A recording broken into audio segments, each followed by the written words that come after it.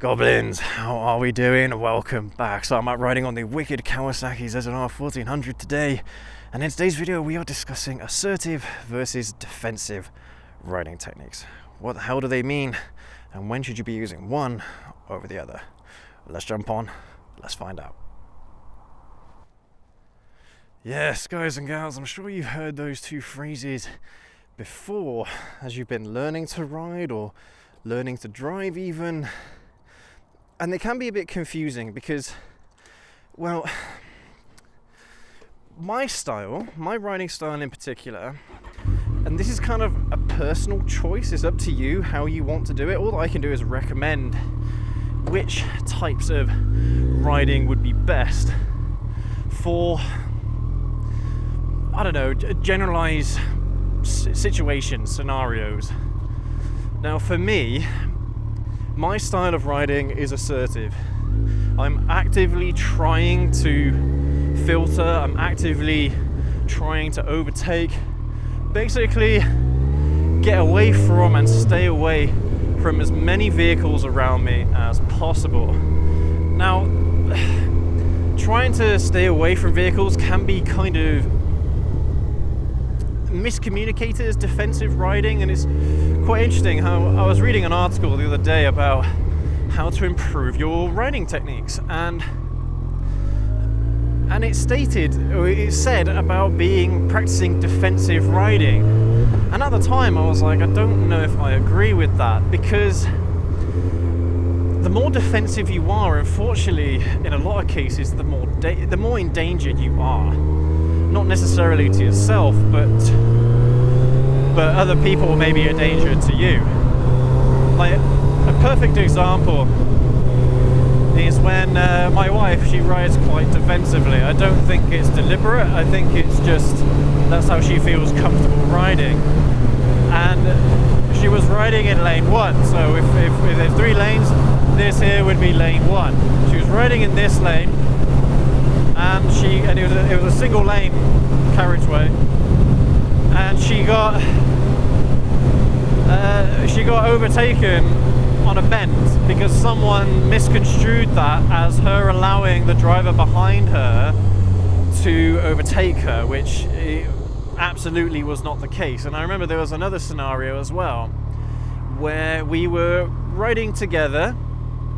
And this was on a dual carriageway, so a road like this that I'm on at the moment. We're going to be coming off this dual carriageway in a second, but it was basically like this, and a driver overtook both of us, but they ended up cutting up my wife as they came back into the lane.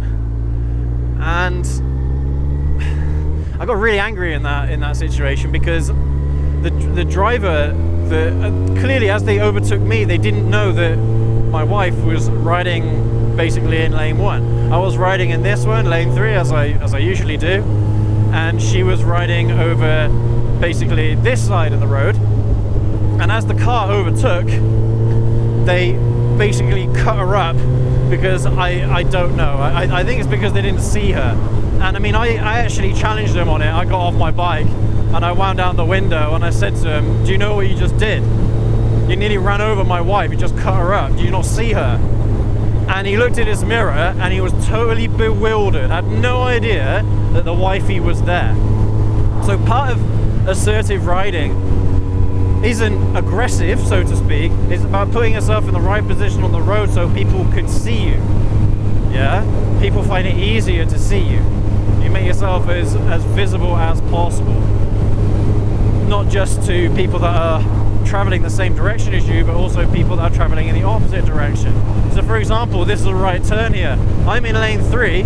If I was in lane 1 and someone tried to turn into that junction there, they might not have seen me, and as this car went past them, the car in front of me, as they went past, they might have tried turning in.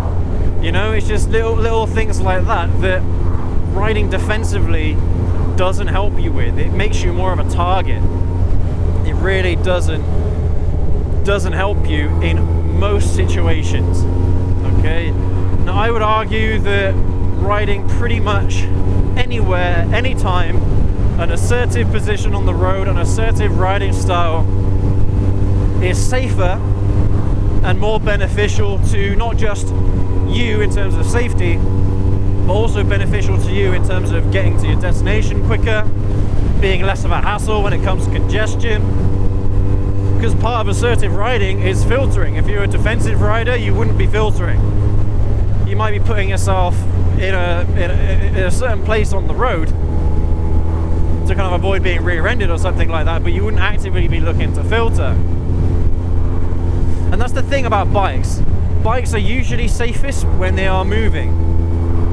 Yeah, when bikes are moving, everything is usually safer for you, at least from my experience. If you're sitting there, then again, you make yourself more of a target in a lot of these situations. Now, definitely let me know what you guys think down in the comments about all this, because all of us have a different riding style, all of us have a different riding technique that we practice, and I don't know, I mean, this is what has always worked for me, so it could be entirely different to what your experiences are, and I have no reason to believe that my way is the only way of riding safely.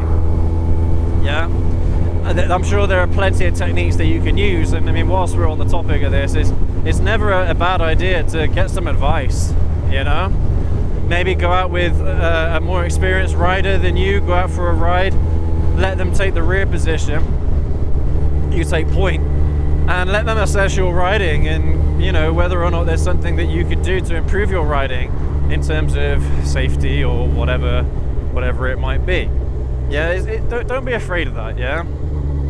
Be open to criticism from people who should know more than you, yeah, who should have more experience than you. There's nothing wrong with that. There's absolutely nothing wrong with that at all, alright? And if anything, it's going to be quite beneficial to you. I mean, this is where I suppose things like advanced riding courses could help, but I mean, we've kind of discussed it at length on a live show a little while ago, and my conclusion about the whole thing is that you'll learn more from riding, yeah, from continuously riding than being on some of these courses. Now that might just be me, okay, I don't know. I've never been on an advanced riding course, but I mean, from what I've seen, from what I've researched, they might not be as beneficial as you'd expect. Now, training is training, but experience is another thing entirely. So, I mean, my argument in the live show for memory was something along the lines of, you know, if you've got 15 years of experience, you've probably already learned one way or another the certain things that an instructor might be trying to teach you, an advanced riding instructor might be able to teach you, or might be trying to teach you, you know? And so it kind of, for me, it could be a waste of money, right? But that's the thing though, guys. If you are seriously looking at getting better at your riding, then getting some extra training isn't going to be a bad thing, okay? It won't be, you know, you might not learn that much, but at the same time, you'll probably learn more than, I don't know, if you hadn't gone there to begin with, yeah? You know, there could be like, I don't know, some little bit of information that totally changes your attitude towards riding. And I'm by no means an expert. I never claim to be an expert at riding or anything like that. All I've got is my experience. And so if I can help anyone I mean, this is what this video is about, is to try and help people understand the differences between assertive and defensive riding. And, you know, but at the same time, I'm by no means an expert in this. Alright, I ride as a hobby. I'm a hobby rider. I'm not a racer or anything like that.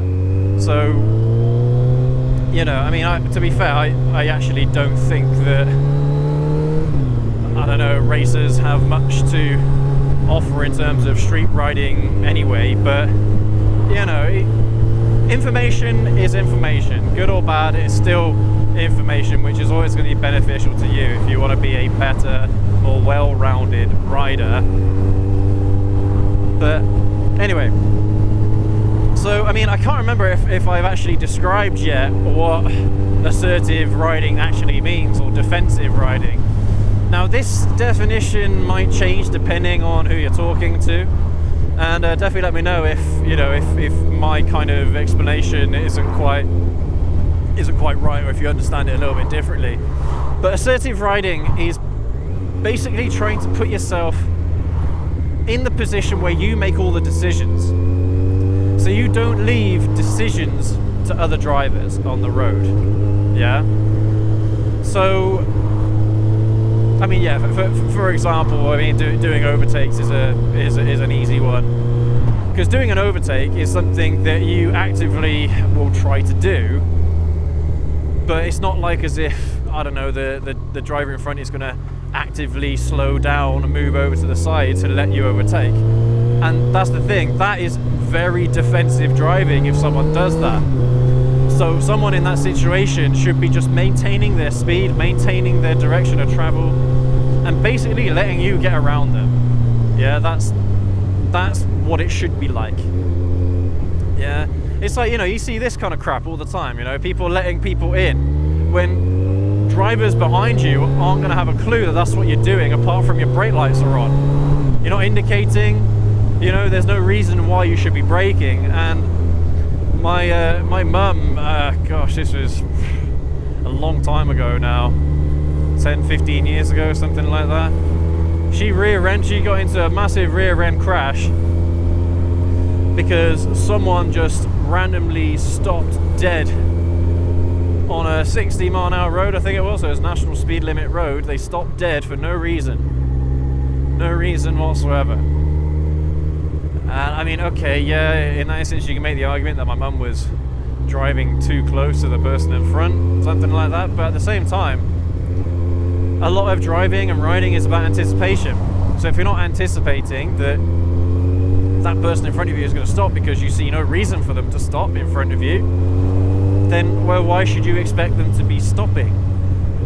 And I mean, it kind of works both ways, doesn't it? Do you anticipate they're going to stop at any which way at any moment? Well, no, because then everyone wouldn't be able to get to where they're getting to quickly or efficiently.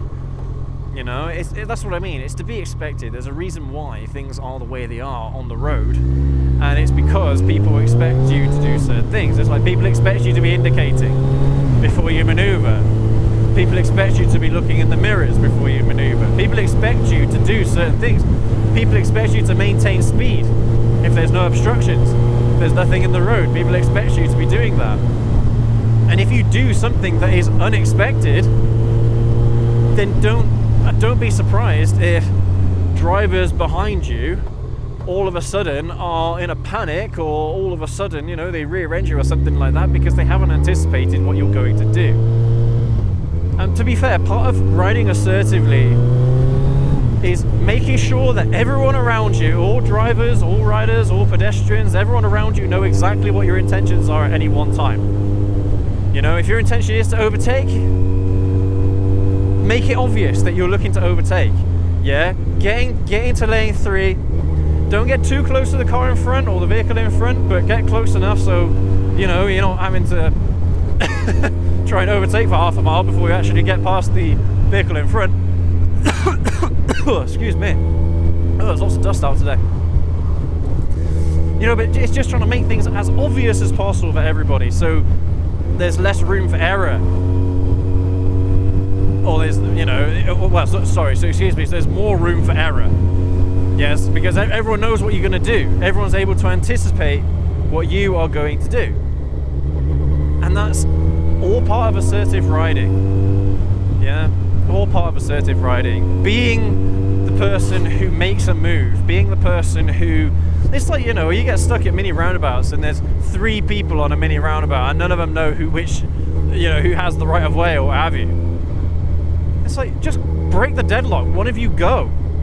It really isn't something that should require a lot of thinking.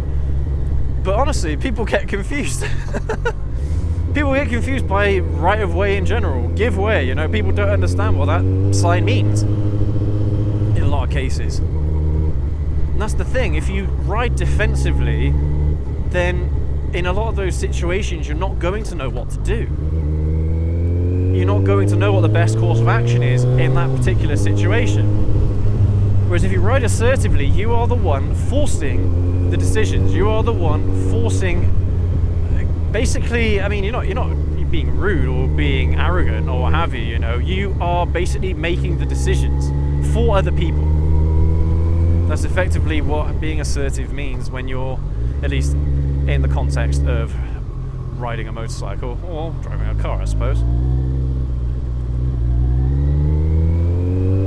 But it is fascinating because there are people out there that believe the exact opposite, where if everyone drove defensively, then the roads would be safer. I don't know. Maybe the argument has some merit if everybody drove defensively, but that's the problem. There are people that drive and ride not assertively, but aggressively. There's a big difference between riding assertively and riding aggressively, and sometimes people kind of get confused as to which means what. You know, some people consider types of assertive riding as aggressive types of riding, when they're not. You know, they're not posing a danger to anyone. They're not posing a danger to themselves. They are getting themselves out the way, or they are getting themselves in front, or they're putting themselves in a position where they are safer. They are doing that, you know. They're not being let through, you know. People aren't letting you do it. You are actively doing that yourself to put yourself in that situation. So this here, right, this driver, they moved over to the side to let me overtake. They should not have done that. They should not have done that. I mean, me as a rider, I'm going to take those opportunities as they come. But look at where I'm at right now. If someone tries to rear end me, they're not going to be able to. They'll end up scooting right past me and end up going into the car in front, you see. But it's things like that. Don't do that. Let the rider do that. Yeah? Okay, I mean, if you're trying to be nice and it's deadlock, you know, no traffic is moving or anything like that, and you've got a little bit of room to move out of the way for a rider that's trying to filter, then there's nothing wrong with that either. Yeah, I do that myself all the time.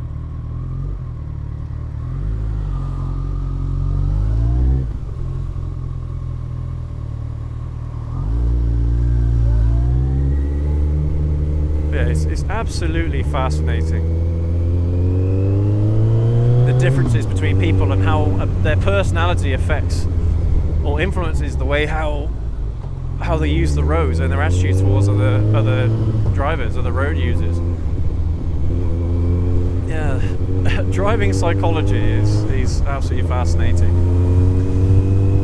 But I mean, that's the thing about riding a motorcycle, you know. We've always said it's been the same message forever, basically, is that you are in control of your own fate, you know. If you don't make the decision and you let someone else make a decision for you, it could affect you very negatively in a lot of situations. And that's the thing.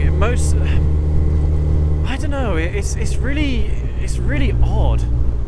It's a really odd kind of behaviour that most drivers have, and I think it's the same mentality that kind of police officers have when they've got the blues on and when they are driving quickly and things like that. They are the ones that have to be assertive in all these situations in order to get past traffic, you know, to get to an emergency quickly enough. And yeah, it's just things like that. I mean, I don't know if that's necessarily correct either, that everyone should have a police driving attitude or a police driving mentality. I don't know if that would work either. But in terms of riding a motorcycle specifically, that mentality really helps. It really helps in most situations because you're actively thinking about what your next move is going to be, rather than just following the traffic, you know, being a sheep, following the sheep. You are making your own decisions based on what's around you, and that is exactly how you should be riding. Exactly how you should be riding.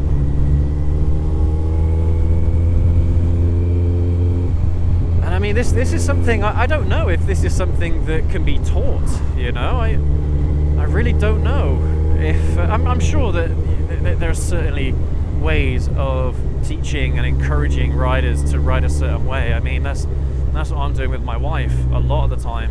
Whenever we're out riding together, is I'm trying to encourage her to ride more assertively. You know, so instead of me being in lane 3 all the time, which is usually my lane position, that's usually where I like to be, instead I'll go in lane 1 and the wifey can go in lane 3, so she can get used to riding in that position on the road. Because more often than not, riding in lane 3 is the safest place to be. I mean, we've got a whole video dedicated around which lane you should be in, so I think I might leave that for the end screen video for you to watch afterwards if you want to. But honestly, there are very few situations where I find myself wanting to be in lane 2 or lane 1. But so, I mean, for those of you that don't know, lane 1 is on the inside, so lane 1 is over here, like this. Lane 2 is in the middle, roughly here, and lane 3 is on the outside like this. You'll find most riders will naturally stick to lane 2. And lane 2 is fine, but if you have to make some kind of evasive maneuver or something like that, well, being in either lane 1 or lane 3 is going to be a lot easier to make some sort of evasive action. You know, like for example, I mean, let's take my mum's example where she rear-ended the driver in front of her because she was driving too close and she wasn't expecting her to stop. On a motorcycle, if you're riding in lane 3 in that particular situation and the outside lane is free, then you've got enough space to get through. Yeah, you literally move into the other lane, get around the obstacle really quickly. I've done that before myself. When there's something that has happened in front of me that I'm not expecting, or maybe, I don't know, a driver in front has to emergency brake for some reason, and I don't have the braking distance, then, you know, sometimes an evasive maneuver is what you've got to do. But you have that freedom on a motorcycle, you have that freedom. And the funny thing is that in that scenario where you know, you're about to rear end someone because you haven't got enough braking distance and you want to move into the other lane, but there's traffic coming towards you, then, you know, in that scenario, I mean, that's a split-second decision about whether or not you think you have enough space to be able to get through. I mean, and then that's the thing though, again, you got a defensive rider who will turn around and say, well, if you're keeping your distance away from cars in front of you all the time, then, well, you shouldn't have a problem with braking distances. And again, I mean, yeah, in an ideal world, yeah, but that's very idealistic, a very idealistic situation. There are obviously going to be times when you are closer to a vehicle in front of you and you don't even realize it. You know, I mean, I have that problem, guys, okay? I'll put my hands up and I'll say, look, you know, I have a habit of riding too close to traffic in front of me, but over the last few years I've been actively trying to moderate my distance between me and the car in front, especially if I'm not looking to overtake. You know, if I'm not looking to overtake, just want to hang back, then that's what I'm doing. Like right now, I'm actively trying to do it, trying to give myself enough room so that if this van has to do a full stop right now, an emergency stop, to a dead stop, that I'd have enough room to stop myself. But so, I mean, as much as I am an assertive rider, and in most situations, assertive riding for me personally, and this is what I'd recommend to most riders out there, is beneficial, okay? It's the better position to be when you're riding a motorcycle, is to be the assertive party in whatever is going on around you, yeah? But my actual recommendation is not to be 100% assertive, but actually to kind of have a hybrid approach depending on the scenario that you are in. Yeah, I mean, right now is a perfect example. Yeah, I'm not looking to overtake this car in front of me. I'm sticking to my lane 3, you know, just in case I need to do some kind of evasive action or something, you know, something that I'm not expecting. But this is riding quite defensively, you know. There's nothing wrong with moving towards the outside of this lane 3 here to see what is coming around the corner, yeah, to give you better visibility. That is an assertive aspect of riding. But me keeping my distance from the car in front is defensive riding. So it really does depend on the situation and what you actually, how you feel comfortable in that particular situation. Yeah, like it's okay to not filter. It's okay, you don't have to filter a motorcycle if you don't want to. That is assertive riding. But if you are not filtering, that's defensive or defensive riding. But put yourself in an assertive position on the road anyway. Not because you want to filter necessarily, but because you don't want anyone behind you rear-ending you. Because then at least if someone behind you is rear-ending you, then they're just going to knock you over to the one side rather than knock you all the way to the car in front. But I mean, that's one of the benefits behind filtering, is that if you filter, there's a buffer between you and a vehicle behind you. So if the vehicle behind you rear-ends another vehicle behind you, then that vehicle is going to end up taking most of the impact, and you should get away with it scot-free because you're at the front of the queue.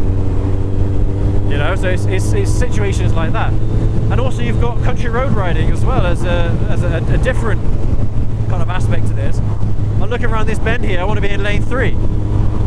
But if I'm going around on a right-hand bend, I might want to be in lane 1 so I can get the most vision I possibly can going into the bend.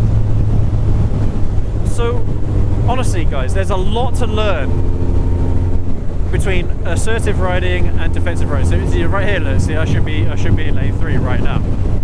Yeah, there's a ton to learn about this, but the best way to learn is to actually get out and ride.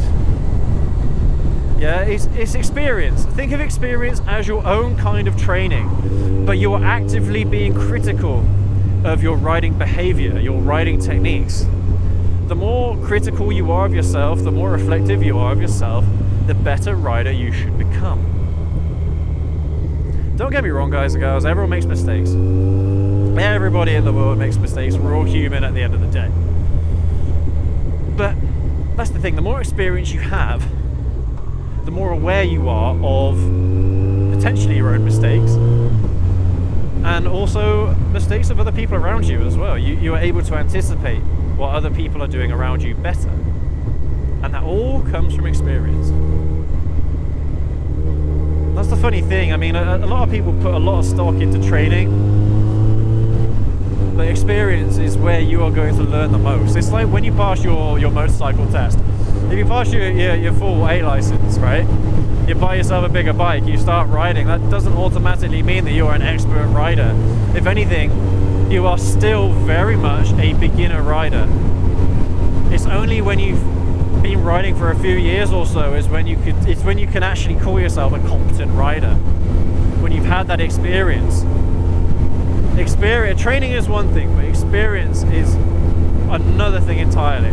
I don't think anyone on the planet would pass any kind of test, whether that be an exam of some kind for school or university or something, and then automatically start claiming themselves to be an expert in that particular subject, that particular scenario. No, of course not.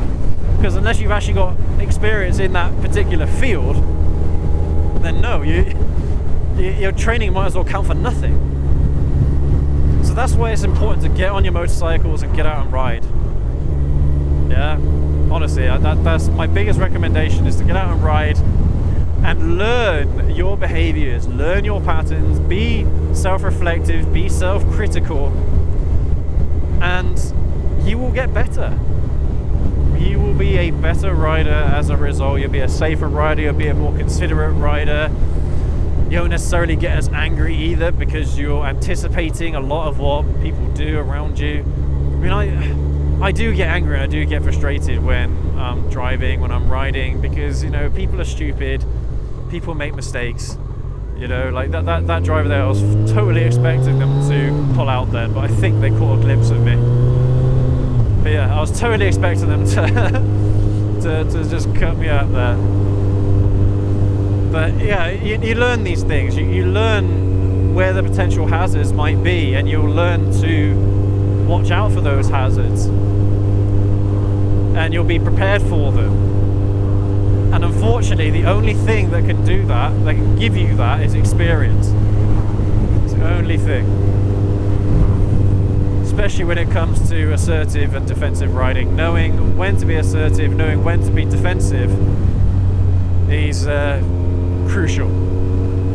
But you've got to get out and ride in order to find out yourselves which is better in any given situation. And this is going to depend as well, per country as well. It's going to be dependent on the rules of whatever country you live in, the laws and things like that, the attitude and the culture of driving in your country as well. That's again, that could be another factor that can make a difference in your overall riding style and ability. Person's fuel cap's open. It's always funny when I see that. People's fuel caps open in their cars. I mean, it just kind of goes to show what level of focus someone has when they're doing something as simple as filling up their car with fuel. God, I know. Unfortunately, that's one of the biggest issues with most people driving these days, is they have a lack of attention. You know, they think they've been driving for a few years and they think that they are total experts, but they don't understand that a lot of the time it actually comes down to their focus and their concentration, rather than that's going to cause the mistakes, rather than the level of experience they have. It doesn't matter how good of a driver you are or rider you are, if you start to lose concentration for whatever reason or what have you, that's when mistakes are made. But anyway, guys and girls, thank you ever so much for joining me on today's ride. It's a very, very interesting little discussion. I'd absolutely love to know what you guys think down in the comment section below. So definitely let me know kind of like your position on this and what kind of riding style you tend to have. I mean, I do lean a lot more on the assertive side of riding rather than defensive, but of course I also understand that there are particular scenarios where being defensive is better than being assertive. You know, sometimes letting a scenario play out might be better than forcing your hand, that kind of thing. But yeah, absolutely fascinating topic, a fascinating discussion, and I kind of wonder actually now if there are any studies that have been done on this kind of discussion. I bet there have been. I might have to have a little Google.